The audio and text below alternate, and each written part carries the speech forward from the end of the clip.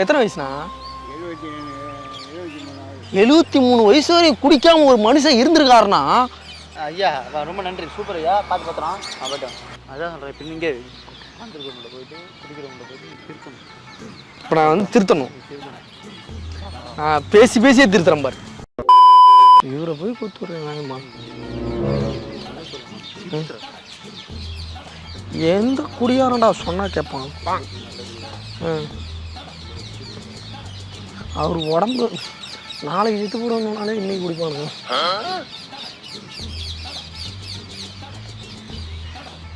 இன்னைக்கு நான் பேசுகிற பேச்சு மட்டும்